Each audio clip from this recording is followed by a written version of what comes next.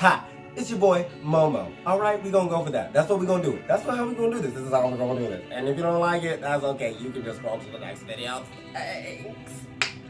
Anyways, so I'm here to talk to you about being Masc and being femme, because I'm just tired of the bullshit. Like, let's just be really honest about this. Let's be real about this, sis. Brother, mother, fathers, cousins, everybody. Let's just be real about it. So, if you don't know what masculine and feminine is, masc is a way to describe a male or a person who acts traditionally masculine, you know, is able to fix cars, looks big, buff, and brawly, just has a deeper voice, sounds straight. Whereas being feminine is just a little bit more feminine, like they cook, they clean, or not necessarily they cook and they clean, that's become more of a neutral term thing to do, but like just having a higher pitched voice can make somebody femme, a way of walking, just an overall more feminine disposition. And I don't know how to describe that because the situation about what's feminine is changing a lot more than what is traditionally masculine. So my problem with it is my beef with the whole fucking thing is, if you are gay, if you're straight, actually, if you're anybody, if you are a male, especially if you are a male, and you are feminine, life is hard. Being a straight male and being feminine basically means all your life people will ask and question your sexuality and your validity as a man. And that's terrible. That fucking sucks. That shouldn't be. That's not what people should be doing. Like, that's not cool. If you are a gay male or bi or pan, people will constantly assume your sexuality, and they may or may not be right because there's specific terms for specific things. Just because you're bi doesn't necessarily mean you're bi. You could be pan, or you could have a preference. But regardless, you are much more likely to be ostracized, attacked, harmed, be refused opportunities in your lifetime because you just don't have that privilege. And I'm gonna say this straight up right now, like, this is gonna be the most controversial part of this video, I think, but, and we're gonna go on to the point of colorism. Like, being feminine as a male, whether you are straight or gay, is basically the equivalent of being light-skinned in the black community.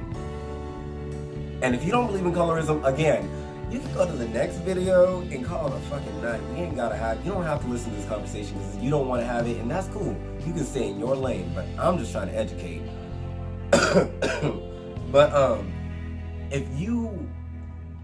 being feminine is the same as being light-skinned. You are loved by both sides of the fence, but you are still one of the most but you are hated by both sides of the fence. Or did I say feminine? I meant masculine. Oop, my bad. If you are masculine and you are gay, you are hated on both sides of the fence. Because you will get to benefit from a whole lot of systematic things that a feminine gay male will never actually be able to, like, participate in. Like, you will have better job opportunities because you are traditionally masculine. Nobody thinks anything about you. You don't cause waves. Being feminine is basically a whole protest movement.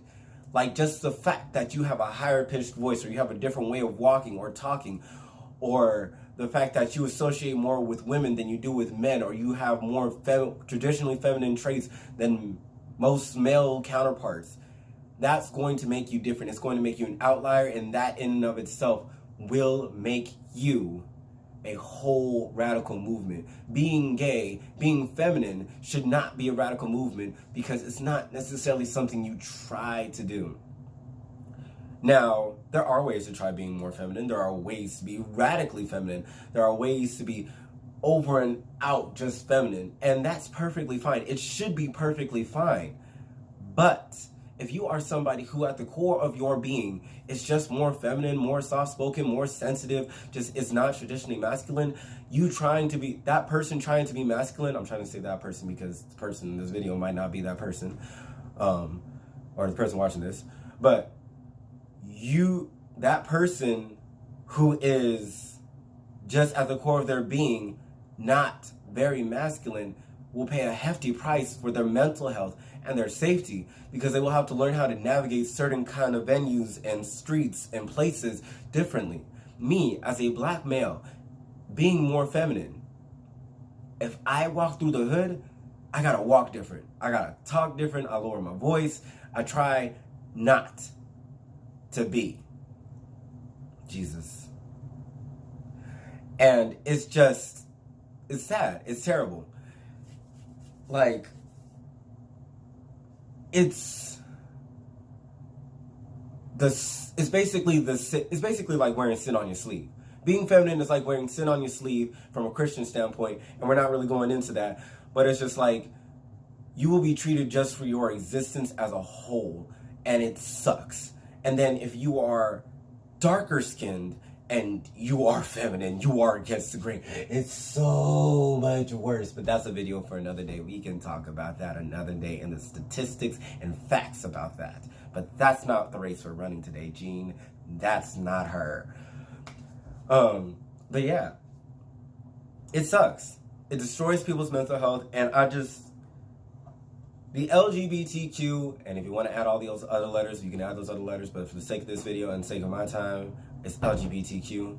I'm not trying to exclude anybody, it's more so, let's get people to just accept those first 5 letters before we try to get them to accept anything else, because we're still having problems just getting people to accept the B and the T.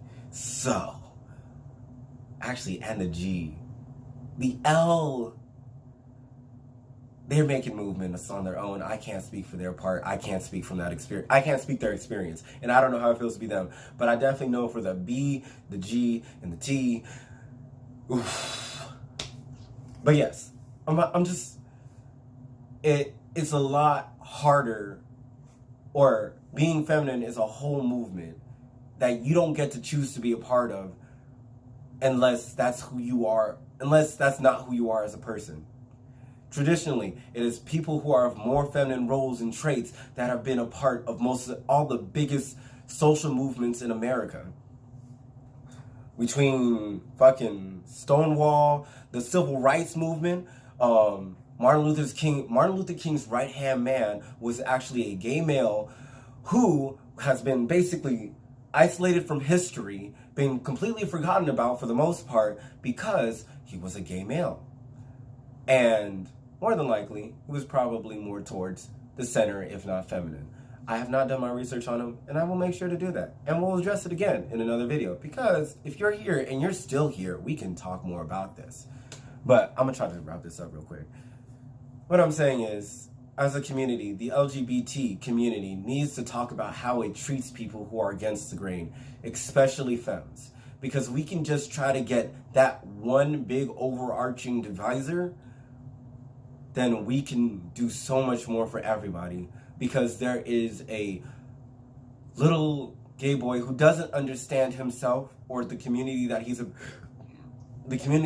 a part of, but he knows that he's different and knows that he's not like other males and knows that he's not traditionally male, and will either go through terrible mental stressors coming out, or just starting to exist and having to exist as that feminine male, not being able to be male or not being able to be masculine like his other counterparts, or he could end up being the bully that doesn't know how to self-identify and understand where they are in themselves, because being feminine is such a fucking taboo to the point that there are bullies out there are straight male bullies or straight males who basically just attack femmes because they're femme. They're out there. They wear it on their sleeves, and whether they want to or not, they just can't do anything about it. If I'm shivering, it's because I'm cold and I need to put on a sweater.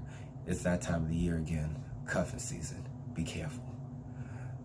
Or they could end up being masculine, and they will look down on anybody who really, or will feel uncomfortable by feminine people because they are traditionally made fun of, are the jokes of movies. They're not necessarily really looked at as the whole person concept. They're not the main star of a movie or role. And there are characters where there are supporting characters who take that role, but there are hardly any real roles for that type. And even then, the roles that are there, besides maybe Pose, which I can think of off the top of my head, because that's my show. I love that show. They all just do the same thing.